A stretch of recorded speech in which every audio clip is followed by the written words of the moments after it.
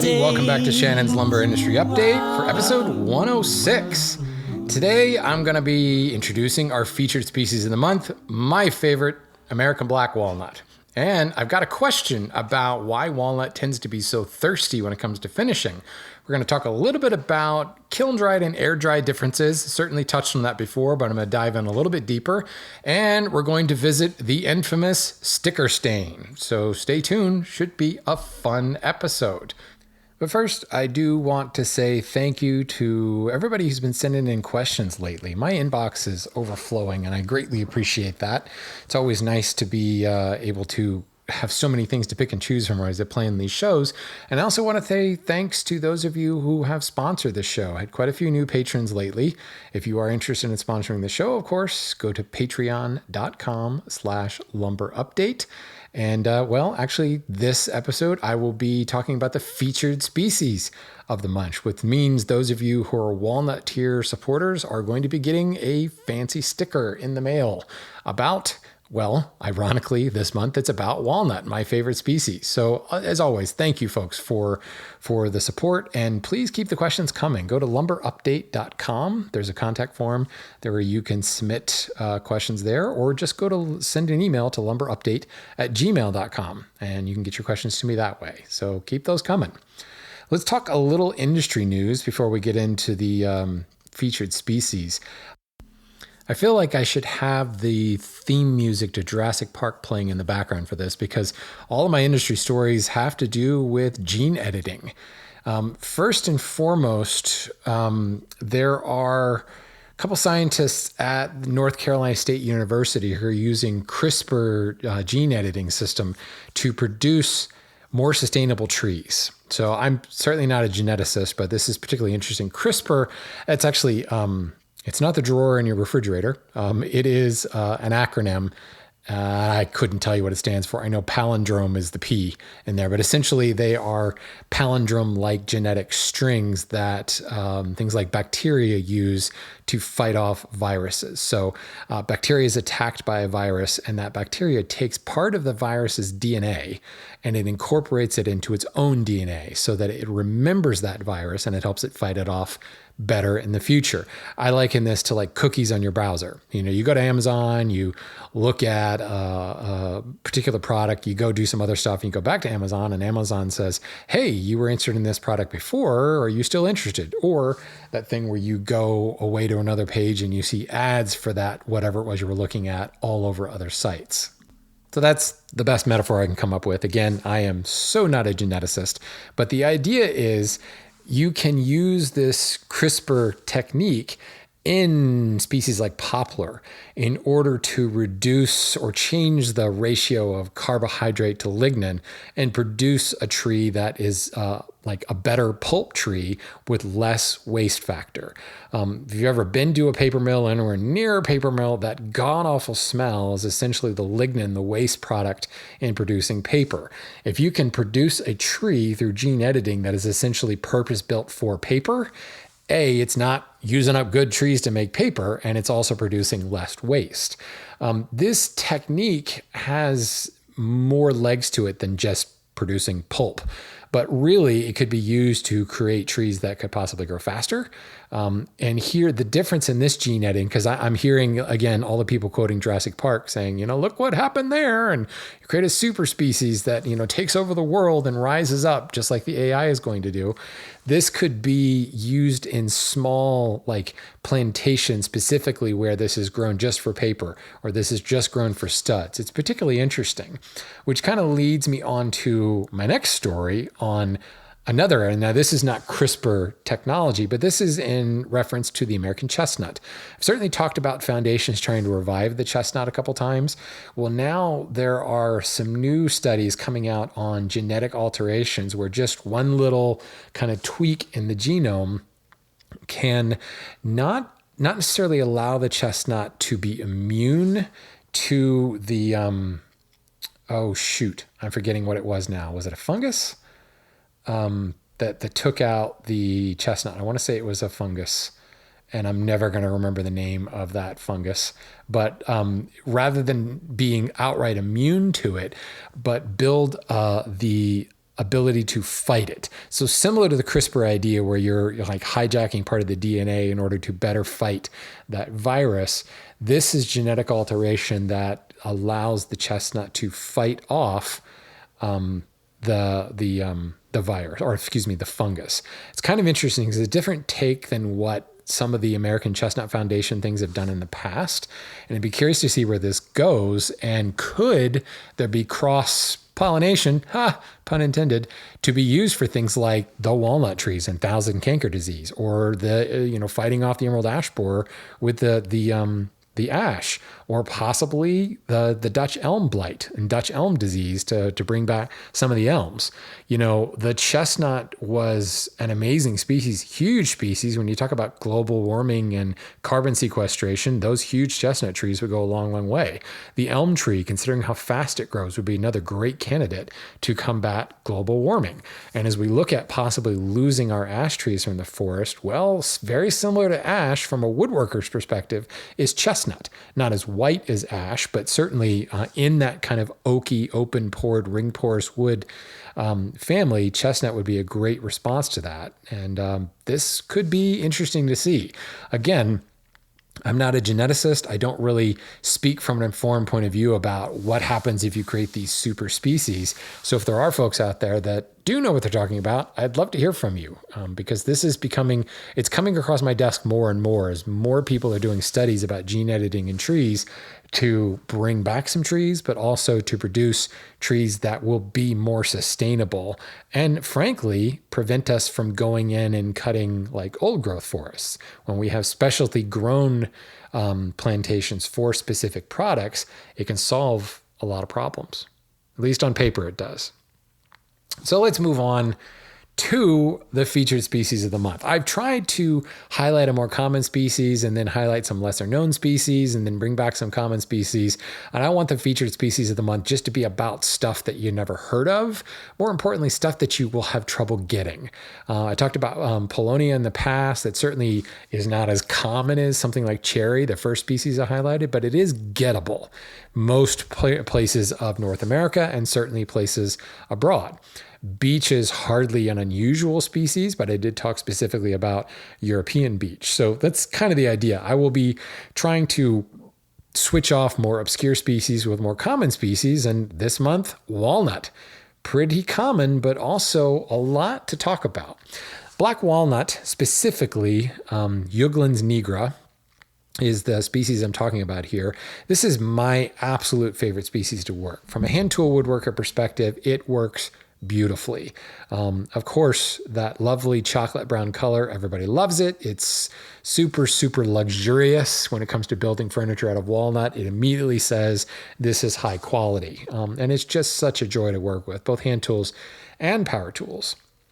In fact, during colonization of North America during the 18th century, you immediately think of things like mahogany, and mahogany from South America and Central America was being used. But black walnut was actually one of the larger exports from the British colonies at the time. And furniture styles were heavily driven towards walnut. Walnut became actually more popular than mahogany for a period of time there.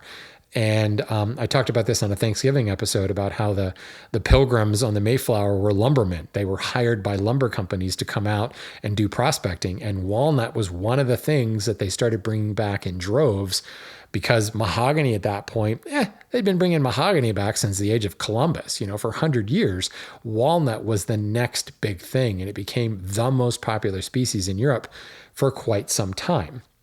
Now, of course, there is English walnut, Juglans regia, or French walnut, or European walnut, or English walnut. It's all kind of the same thing.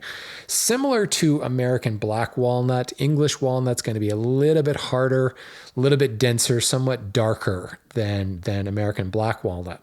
What I like about black walnut is it is lighter. It's more milk chocolate than dark chocolate, but it's also got a lot of character to it. ultimately it's kind of a gnarly tree. Like if it grows in a field, it's going to branch very quickly. It's going to have a lot of swirly grain to it. It's got a lot of chemicals in the wood itself that lend to wild color. We immediately think of that brown color, but you also can find kind of purple hues and green hues and gray hues. And certainly the sapwood is very creamy white, but you'll get some of that kind of creamy color integrating into the tree itself. It's got a lot more interest to it in the swirling grain and the colors than the European walnuts. If, however, grown in a forest or under a canopy, it will shoot straight up. It's looking for the light, so it will shoot straight up and not branch at all. So it can be fantastic lumber wood in a forest because you get that long, straight bowl, perfect for making boards out of. One of the interesting things about all the chemical composition and everything that creates all those colors is you actually, when you fell walnut, and even after you've sawn it in a board, you want to let it sit to kind of oxidize and bring up some of the color. When you freshly saw walnut, a lot of times it may not have some of those colors, and it actually gets more colorful as it oxidizes. Now, at the same time, if you're trying to keep that color down, this is also one of those instances where you want to take it into a kiln as soon as you can to help control some of that. But certainly there is some merit to letting walnut season in board form before you put it in a kiln and kind of set the colors in place. One of the things about commercial walnut is very, very common to steam it. And I've spoken on actually several episodes in the past about steaming walnut. Brief recap, you steam walnut in order to extend the heartwood into the sapwood and in order to unify the variety of colors. To the average hobby woodworker, to the average one-off furniture maker, they're looking for character. They're looking for that really interesting board. They love the purples and the greens and the browns that are in walnut. For the commercial flooring guy or millwork guy, moldings, ceilings, T&G type stuff, they want a more consistent color. And this is where steaming comes into play. The steam and the moisture kind of washes through all those chemicals, and it prevents that wild variance in color, but it also kind of washes that out into the sapwood, and it blurs that stark line between heartwood and sapwood and turns it into kind of more of a gradient. It extends certainly the amount of heartwood you get, but it also doesn't make that such a stark contrast, meaning there's more usability in this. But yes, it does kind of mute the color. And if you get yourself an air-dried, unsteamed piece of walnut and hold it up to a steamed and kiln-dried piece of walnut, they almost look like different species. But each has their place. And this is one of those species, much like beech last month, that is very amenable to steaming. It does really good things. And I think, for the commercial species of walnut, it probably does more good than bad. And that's why steaming is so incredibly common. The one thing, however, about that kind of gnarly nature of the tree is that walnut has very specific grading rules. Now, in North America, we go by the North American Hardwood Lumber Association grading rules: FAS, Select, and Common. Those are the three grades, and there are variations in there among those: number 1, number 2, number 3, Common, etc. The walnut grading rules are different than maple and red oak and things like that, because the tree is a little bit gnarlier. Sometimes it doesn't grow as big or as wide. So like FAS for NHLA says that 83.3% of the board is free of defects, and you should be able to get a board that is 6 inches wide by 8 feet long that is 83%. It's really a cutting grade. It's not so much appearance and worried so much about defects. It's how large of a board can you get within this allowable limit of defects. So the walnut grade, it reduces the allowable percentage down to 80%. So it's a minor change there, but it also reduces the cutting size. So typical FAS saying, a 6x8 board with a minimum cutting size of 4 inches by 6 feet. For walnut, it says it's 80% clear of defects on a 4-inch wide by 3-foot board or a 3-inch wide by 6-foot board. So it reduces the cutting size a little bit to allow more boards to meet the grade. And yes, I recognize that's kind of silly. Essentially, you're lowering the bar, but it would mean that FAS walnut would be incredibly rare, and you might actually run into all kinds of other economic issues that come from that. This is not uncommon. There are generally rules per most species. But the other thing that you can say is if you're looking for really, really high quality walnut, you can ask for walnut that's graded using red oak rules. And that's going to give you, that's more stringent. It's going to require that larger cutting face and that higher percentage of clearness. And a lot of places will sell this as superior grade walnut. There's really no such thing as superior grade in NHLA grading system. But what that means is it's walnut being graded on red oak rules or maple rules in order to give you that less tolerance for defect and larger cutting sizes. So it does mean that, the walnut can grow to meet those cutting sizes, but it's rarer. And certainly walnut is not going to be a dominant species in like a maple and oak dominated forest, but it will do okay in that forest. Like I said, it will not sprout branches. It'll go straight up the canopy to get its light, but there's going to be one walnut, for every 10 maples in there. So obviously being able to stretch it by reducing that grade does, stretch that walnut tree a little bit further. Now, from all those colors and all that stuff that we love about walnut, that's kind of a red flag too. Think of any species that has a lot of really vibrant colors, and generally there's some toxicity issues. Cocobolo is the first species that comes to mind. Purples and grays and orange and red and all kinds of stuff, and get the dust on your skin and you break out knives. Walnut may not be quite that extreme, but it does produce the enzyme juglone, which is what gives it a bad rap when they say don't use walnut shavings for like animal bedding. I know specifically horses can be particularly sensitive to it. Rabbits and guinea pigs and things like that might become sick to it. There's also this thought that you don't want to plant tomato plants around a walnut tree because that juglone enzyme or chemical can actually kill those other smaller plants. So there's a lot of talk saying, don't plant your walnuts next to your maple tree because it'll kill the maple tree. Recently, and by the way, this is called alleliopathy. That's what that cool Scrabble word is. That's that botanical thing that says it puts an enzyme out into the soil that inhibits competition. It's attacking what's around it in order to get all the nutrients for itself. I feel like this has been overstated in walnut. And actually, one of my favorite podcasts, Completely Arbitrary, talks about this in the walnut. They did an episode specifically on walnut, and they talk about how some documentation says that the alleliopathic effects of walnut are not nearly as overstated as they really are. And it might be more like, urban, I want to call it urban legend, rural legend, that it is actually as toxic as it is. I do think there are certain plants that are more prone to it, like tomatoes, and there are certain animals that are going to be more prone to it, like horses. But I do know several people that have problems with walnut dust, and it makes them super, super stuffy, and it can actually make them break out in a rash because there is a lot of stuff. There's a lot of chemicals in that wood to create those crazy colors, and it can be a bit of a problem. For that matter, walnut trees produce walnuts, and nut allergies are an incredibly common thing this day. My wife, for example, is allergic to walnuts. And it's the same chemical composition that can create that. So someone who is particularly nut allergy prone might have problems with walnuts.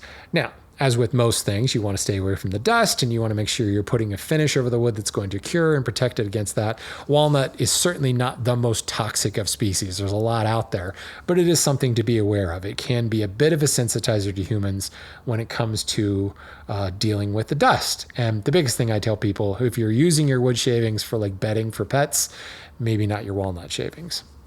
Let's talk a little bit about the tree itself. As I said, it is a tall tree, about 100 to 130 feet tall. It will branch if given room, but it's a sun tree. It wants sun. So if it's in a forest, it's going to shoot up and get the sun, so it's not going to branch. It can be anywhere from 3 to 5 feet in diameter. So a really good lumber tree.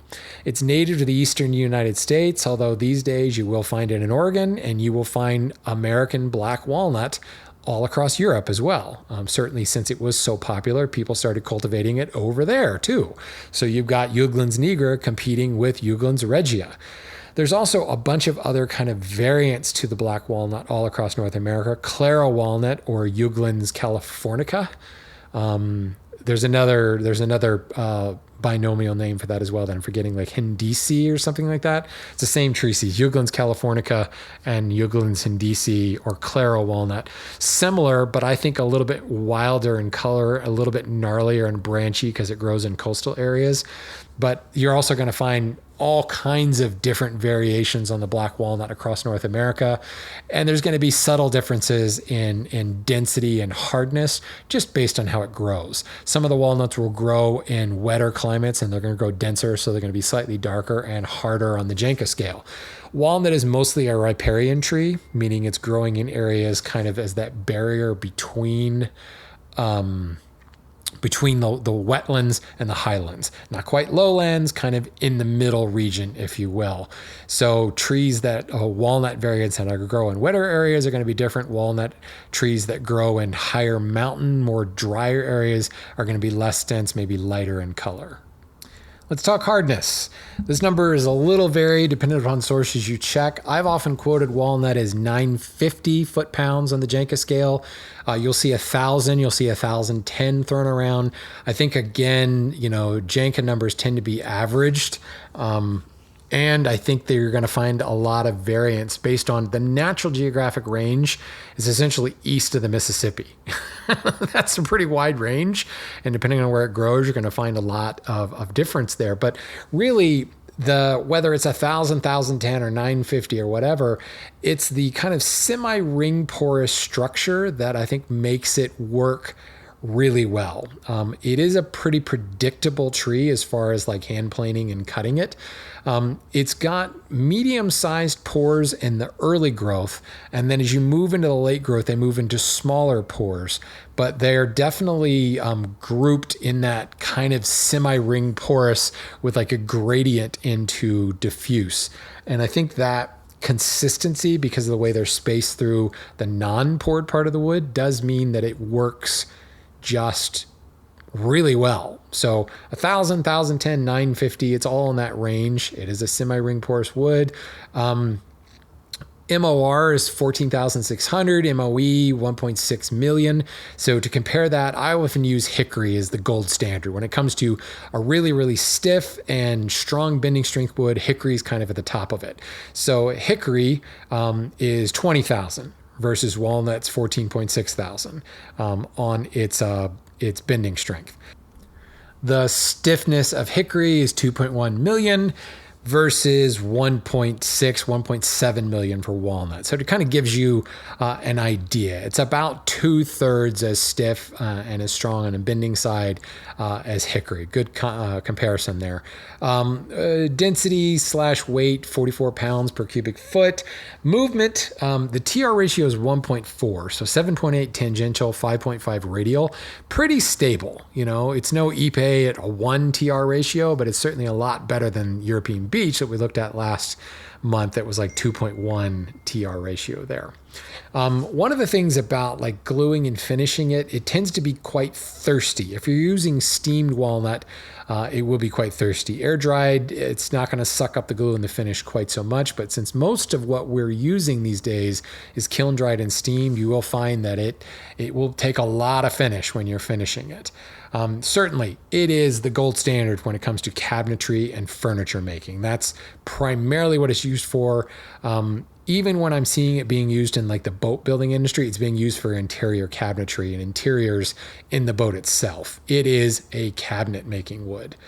Like I said, kind of a unique attribute is it's really, really colorful when left unsteamed, and it's got a very dramatic workability difference between air dried and kiln dried, much more so than any other species I've worked with. And most of I can say that I've worked air dried.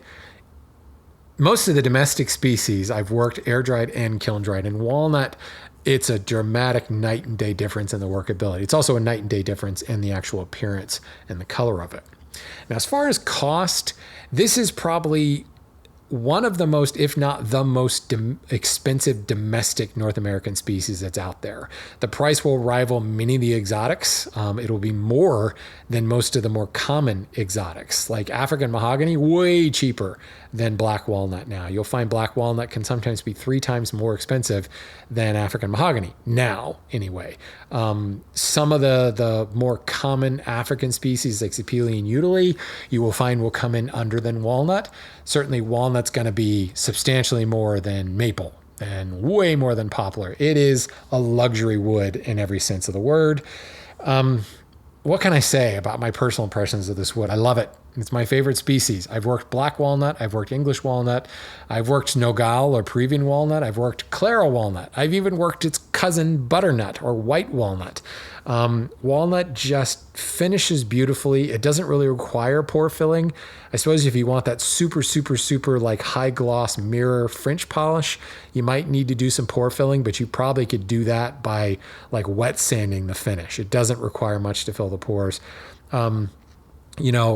Beautiful chocolate brown color. Put like an oil over top of it and you get a little hint of amber and it gets really rich. Use a water-based finish, more of a white finish. You're going to get those deep browns and purples coming out of the walnut. Chops mortise is fantastic. Planes fantastically. Doesn't kick up a huge amount of dust. It's just the perfect fine woodworking wood. Absolutely love this stuff. Cannot recommend it enough. I've built so much out of it. I just love it.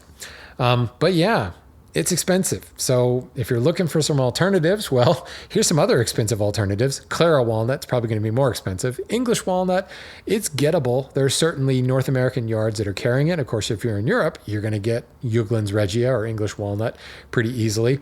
Peruvian walnut or Nogal is a good alternative that's actually a pretty good price. If you go to a place that imports exotics, Peruvian walnut now has come down in price quite a bit. It's a darker, denser version. In many ways, it's similar to Claro in that it's got kind of dark and lighter, dark chocolate and milk chocolate bands that give it a little bit more interesting look. The thing with Nogal is it can be prone to cell collapse if it's dried too quickly, so just be cautious who you're buying from there. But it's definitely that chocolate brown wood alternative. Butternut, of course. Butternut is in the Juglans genus. It's kind of a light brown color, beautiful wood in and of itself, but you'll find workability be very similar, if not better, because it's a softer version. Sweet gum. That's a great domestic species that doesn't get a lot of play, but is still pretty readily available because the trees grow everywhere and the trees produce super long, straight central trunks. So it makes good lumber wood. I think of sweet gum as like a cross between walnut and cherry. A little bit more interesting than just, chocolate brown cherry. It's going to have chocolate brown with the bits of red kind of interspersed into it. This may come as a surprise to people, but a really good alternative to walnut is soft maple. Obviously, the color is not at all different. It's a complete contrast being a white wood, but workability of soft maple is going to be quite similar. And due to the lower density of soft maples compared to hard maple, it will actually take pigment. And because it's white already, it's kind of like, why do you put a primer coat on before you apply red paint? Because the red's going to show up better. You already kind of have that primer coat on your soft maple, and you can add a fair amount of color and use it as a walnut look-alike, especially if you're using something like walnut plywood, which is going to be quite a bit lighter looking than solid walnut. And if you want to blend that color, a good trick is using soft maple and adding tint to the soft maple, and you'll get that lighter, kind of more washed out walnut look that's common in walnut plywood. And then out of left field, a good alternative to walnut is thermally modified poplar. It looks almost exactly like walnut.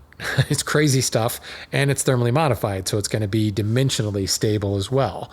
There's more. There are some other exotic species that could be alternatives, but they just get harder and harder to come by. Just about every continent has its version of walnut. There are African walnuts, which is also known as Ipe in some circles. There's Australian or Queensland walnut. There are variations on Asian walnut, South American walnuts, not just Nogal or Peruvian walnut. There are several species in South America that get walnut tacked onto it. Walnut in many ways is like mahogany. Mahogany is luxurious and very expensive. So we tack mahogany onto everything. African mahogany, Peruvian mahogany, Bolivian mahogany. walnuts become the same way. Put walnut on it, and automatically you can sell it for $2 more because it's got walnut on it. But man, if you haven't had a chance to work with it yet, do it. It's worth springing the extra money for it, and at least one project. You will be spoiled and have a hard time going back once you've tried walnut. And yeah, there's a bad pun that could come from that. But I'm going to move on. Let's answer some emails. And actually, let's stick with walnut. I kind of hinted to this earlier, but Robert's a hand tool school member, and he built a beautiful walnut table the other day. And he said, I was talking to him in the hand tool school community about how walnut is thirsty. And he said, I noticed that you mentioned walnut as a thirsty wood, but also it's not an open pored wood. So why is it so thirsty? I can confirm that it's thirsty because after 3 coats of tung oil, I still get dry spots. It's still soaking it up. It finally started layering and sealing after the 3rd coat, and that seemed like a lot. So why? Why is walnut so thirsty? So as I said, I kind of alluded to this earlier, but there's a couple things at play here. First, relatively speaking, it is a larger pored wood. And as I said, in the early growth, the pores are larger than the pores in the late growth. So they are kind of, compared to maple, the pores are kind of large. But because the pores get smaller, it comes across as a closed pored wood, not an open pored wood like red oak. But compare it to maple or beech or even poplar, it's got substantially larger pores. That semi-ring porous nature means that there is that gradient of pore structure. And I find those larger pores at the one end of that gradient suck in more moisture. And the denser sections will not absorb. So you kind of get a mixture of both there. Over the course of the annual ring, though, from early to late growth, including both of them, I think there's a greater percentage of open pores than the smaller pores. So it's going to suck up a lot more than something like maple. The second thing to think about is that gnarly nature of the tree itself. With it branching early and often when it's got the sun, even a somewhat managed lumber tree will have a lot of meandering and swirly grain. And swirly grain basically just means ingrain. That's what causes figure, and walnut is quite prone to curly figure. Curl is just ingrain showing through. So if you've got ingrain showing through on your face, that's more pores that are going to soak up a lot more of the finish. All those changes in density to the fibers is basically ingrain showing itself, sucking up more moisture, whether that be finish or that be glue. And then finally is the steamed nature of nearly 100% of commercially available walnut. The steamed pushes that heavier, denser, crazy color material from the center of the tree, from the heartwood, into the sap. So this does increase the density and the color of the sap, but it also reduces the density and the color of the heartwood. So it kind of evens it out. And we do that to extend that heartwood, but it also reduces the overall density of the wood itself, meaning more dead space, more space to soak up finish and to soak up glue, just making it overall a pretty thirsty wood. European beech, which I featured last month, is thirsty when it's steamed, but barely takes finish at all when it's not steamed.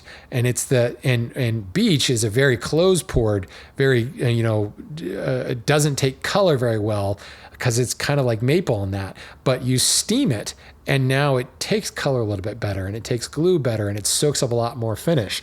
Unsteamed beech can actually be difficult to work with for that same reason. So walnut, we steam it to blend out the color, but the upshot of that is you end up with one that's going to take a whole lot of finishing. So if you normally apply 4 coats of your favorite varnish to this, you're probably going to end up having to put 5 or 6 on that piece you build out of walnut. My next question comes from Mike. And he says, you've talked about kiln drying and how it affects the cellular structure of wood. I am a violin bow maker and have been trying to use more alternatives to Pernambuco in my making. I've spoken about this in one of the recent CITES convention of parties and how Pernambuco is now Appendix 1. So Mike goes on to say, so far, good substitutes for Pernambuco are Catalox, Bloodwood, and Ipe. But an issue I'm having is where a lot of bows are breaking is when I'm doing the initial bending, which is done over dry heat, not steam bent. My understanding is that at a certain temperature, the lignin softens, and then you can bend the stick as you need, and then as it cools, it resets where you held it. This is the traditional way to bend bows. Recently, I've had a lot of non-Pernambuco sticks break on me, sometimes almost perpendicular to the grain. A few bow makers who are not familiar with alternative woods have said it could be because these woods are kiln dried as opposed to most Pernambuco in the US, which to my knowledge was brought back by bow makers and was not imported the same way lumber is traditionally bought through a lumber yard. So it means it's air dried. Pernambuco is usually air dried, and any Pernambuco that I have used for many decades, there's been no concern about it being too wet or to have bugs or anything like that. So my question is it possible that kiln drying these woods is making them more difficult to use for this purpose? And is it possible to get any of these woods air dried? It seems like ebony is often sold as air dried, I assume because it wouldn't survive kiln drying, but that's one of the few exotics that I see being sold as air dried lumber. You're absolutely right. Ebony is an absolute nightmare to sell air dried because it is so dense. It checks horribly. The wastage is much, much higher, and the wood is so high and so dense and stable and so black to begin with that kiln drying is not really going to do much for you to help there. So yes, Catalox, Bloodwood, and Ipe, not a lot of air drying there. Ipe, of course, is the king of tropical decking woods. It is almost entirely sold and milled in Brazil into decking. In fact, it can be a Lasiac violation if you bring in Ipe that is not already molded into an S4S E4E deck board. It's possible to bring in like rough sawn Ipe, but it requires some additional transformation in order to be compliant with local Brazilian law and therefore be compliant with the US Lacey Act. So 9.9 out of 10 boards of Ipe that you get will be kiln dried in a decking board. Now, the kiln dried may not be the same as kiln dried. Like North American kiln dried standards are 6 to 8%. European standards are 12 to 15%. A lot of Ipe is, quote, kiln dried to European standards because it will behave better in an exterior decking environment than a 6 to 8%. A lot of the Ipe being sold into desert climates, being sold out of the Rocky Mountains in Arizona and California, is actually kiln dried to 6 to 8%. It's going to be a little bit different than the Ipe that would be sold like where I am on the East Coast. That's going to be a European standard of 12 to 15%. So you could get away with maybe some better bending woods if you're sourcing Ipe from an East Coast yard. I don't know where Mike is geographically speaking, but let's be real. Ipe is very dense, very, very hard. It's going to be brittle. The harder the wood is, the more brittle it's going to become. So if it's at all kiln dried, you're going to have some issues. So it is possible to get air dried, but what you're going to require is probably reaching out to an Ipe sawmill directly. And this would be an opportunity for like violin bow makers. And there are several trade organizations. There are trade organizations for orchestral instruments in general. These are the organizations that spoke on behalf of Pernambuco at the COP19 CITES deal. Maybe those conventions, those organizations need to put their heads together to think about sourcing some of these alternatives.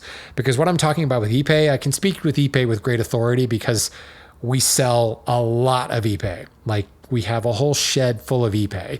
Bloodwood and Catalox, you're going to find will have similar applications here in North America. They're used for tropical decking woods. And when they're not used for tropical decking woods, they're sawn into boards and sold in smaller retail quantities that are kiln dried to 6 to 8%.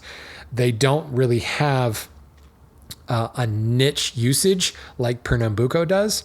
So if you're what's going to provide success for other violin bow making woods is those trade associations to be reaching out to the sawmills directly saying, we have a market for this species. We need you to set aside a certain amount that you saw. And the good news is you don't need huge, long boards. You can get away with shorter blanks. So the transformation that's required in order to meet US LACI regulations could be the cutting into smaller blanks and the S4Sing of, think of like a pool cue blank. Obviously you need something slightly longer than that, slightly thicker, but turning it into a blank will be enough transformation to make it now legal. And you could start bringing in air dried material. That's going to be the long game to make that happen. The short game, that's a tough row to hoe, Mike. Anybody who's selling Catalogs and Bloodwood, it's going to be kiln dried because those are primarily going to be retail yards in smaller quantities. Lots of large yards selling huge quantities of Ipe. The best you can go for is that European standard. So what I would say is if you're trying Ipe, verify what level it's dried to. And if you are in fact getting 6 to 8% Ipe, see if you can source out a European standard and see how that goes. And I'm very curious here. I've spoken on the OMO podcast, that's a violin makers podcast, about this alternatives for tone wood and things like that. I would love to hear from someone in the field. Let me know how it goes with bending higher air dried or higher kiln dried standards of Ipe. It is most definitely the kiln drying that's doing this. When you kiln dry, you are hardening those cell walls. You're making the wood more brittle. You are decreasing the bending strength that is natural within the wood itself. And with a really, really dense, hard wood like any of those three species you mentioned, that slight reduction in strength, that slight tendency towards more brittleness is going to be pretty dramatic. And by dry bending, by heat bending like you're doing, you're softening the lignin, but you're not softening some of the other cellulose fibers. And that spring back that you're liable to see could be a greater problem. And I'm starting to speak a little out of school here, not being a bow maker, but speaking from a scientific perspective, I guarantee you that's what's going on with those kiln-dried woods. You could try longer application of heat, maybe a slight increase in heat. Be careful, you don't want to burn it. And then holding in the form longer and creating a form that is an exact 100% support along the bend. So rather than clamping between two ends and holding it in the bend, building a positive and negative press that's going to support it completely and also support it during the bend. So using things like metal straps as you stretch around the bend, it's going to support the convex side of the bend 100%, and then putting the negative of the form in, that may help. Now, what's difficult there is you're applying heat bending a lot of times over like a heated pipe. You're applying heat over a very small area. What you would need is a larger diameter thing that you can apply heat over a wider area and bend that way. So maybe by changing how you're heating, the amount of heat, duration of heat, possibly the temperature of the heat, you might find that a kiln-dried dense species like Bloodwood, Catalogs, or Ipe could be done. Again, I just made this up right now. I'm just thinking on the fly here. I'm thinking about how I bend string inlay because I do it the same way, like a blowtorch heating up a pipe and bending it over the pipe. So I don't know. Be interested to hear how those experiments go. And please, Mike, let me know. And if there are other bow makers out there who are picking up what I'm putting down here, understanding what I'm talking about, let me know. I would love to hear how that goes. Last question is from Alex about sticker stain.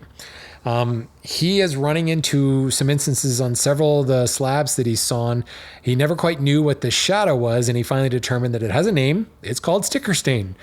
Actually, officially, it's called sticker shadow because with grading rules, stain has another connotation that has to do with fungus. So sticker shadow is the official term to it. Sticker stain may be a misnomer, but that's the name that's stuck. What is it? Well, it's exactly that. It's kind of a shadow across the board that happens to be exactly where the sticker that was in between the boards was in the kiln. And sticker stain is caused by essentially drying too slowly with heat and humidity. So it's about 94 degrees outside right now, and the humidity, especially because thunderstorms are about to hit, the humidity is probably 75%. Terrible stuff for wet lumber. And if I've got lumber, wet lumber sitting in my quote air drying yard in this type of temperature, you've got the perfect opportunity for fungus and bacteria to grow. And that's ultimately what sticker stain is. It's chemical reactions in the wood that could create fungus, or maybe it's not creating fungus. It's just speeding up or catalyzing the chemical reaction with the natural chemicals in the wood. So some species are more prone to this than others. Some, just about all species are going to encounter it, but you can't see it. Where this really shows up is in the whiter woods and the lighter colored woods, where the stain, that shadow is much more obvious than something like, walnut, where the shadow doesn't show up at all. It's that chemical reaction that's happening in the wood that's just made easier because it's really hot and wet outside. So people that may stack and sticker in a warm, moist climate and leave it there for some time are going to run into issues of this. So certain species are more prone to this than others. And there is some reason to say, when I just saw that log into boards, I want to get it into the kiln right away. Holly is the one that always comes up. Due to the chemical reaction that happens with wet holly, you're going to get mineral streaking and staining that goes from that pure white holly to kind of a washed out blue-gray. That's like holly. When holly goes, quote, bad, that's sticker stain. It's just not along the direction of the stickers. The stickers pose the problem because now you've got wood contacting wood in a warm, moist area, and you're going to get that chemical reaction happening right where that wood contact is happening. The worst part about sticker stain is sometimes it doesn't show up until it's actually been dried, until the moisture gets down below 15% and the rest of the wood starts to dry out for the shadow to actually come up.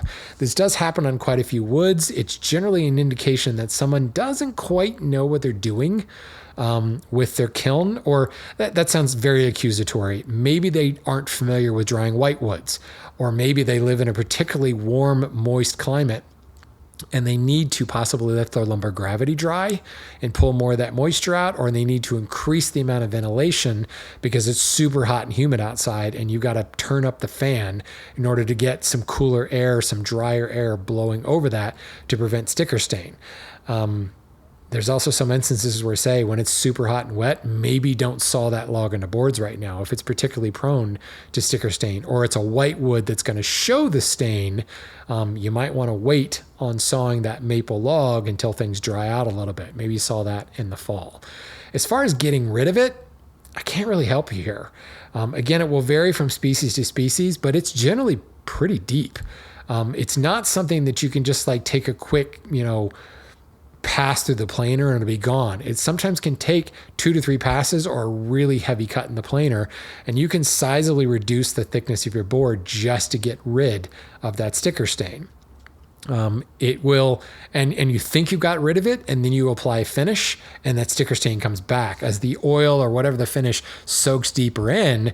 That normal kind of 3-dimensionality that comes from an oiled finish, that brings up the sticker stain, and suddenly it comes back again. And it's incredibly frustrating, and it actually is known, it is a defect according to NHLA. So if you have sticker stain and it interfects with your cutting size, it will reduce the grade of your lumber. So it's a very serious thing that, like, sticker stain for us at our yard is a big, big no-no. We pride ourselves in the fact we're not going to get sticker stain because we know how to use our kilns. But like I said, if you're used to drying a lot of one species and then introduce another species that may show the stain more or be more prone to the stain, and you're in a stain-rich environment like a hot and humid climate, you maybe are stacking the cards in the favor of stain, you're going to end up with it. So I'm not trying to point fingers and say if you have sticker stain, that's somebody who doesn't know what they're doing. There's so many factors that come into play. This person can still be a very competent kiln operator and sawmiller, lumber yard, but sometimes it happens. And it's very difficult to refute. The best way to handle it if you have it is the application of color. Add pigment to the wood to darken the rest of the wood and hide the sticker stain. So it's a tough one, but if you're running into it on a board, it is a valid case to go back to the lumberyard and say, hey, I'm getting sticker stain. That's a defect. Either reduce my price or take the wood back.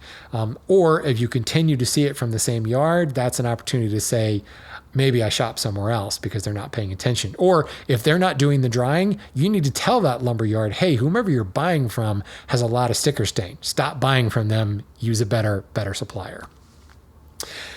And I think that brings us to the end of the show. Great questions, everybody. Again, if you are interested in these featured species stickers, go to patreon.com/lumberupdate, become a Walnut tier subscriber. That's just $8 a month, and you get this fancy sticker. Oh, you get a Lumber Update logo sticker as well. So thank you, everybody, for supporting the show. Thank you for the questions. Lumberupdate.com is where you can submit those questions. And until next time, go buy some hardwood, but go buy some walnut. If you haven't worked with walnut yet, do yourself the favor. Go buy some walnut.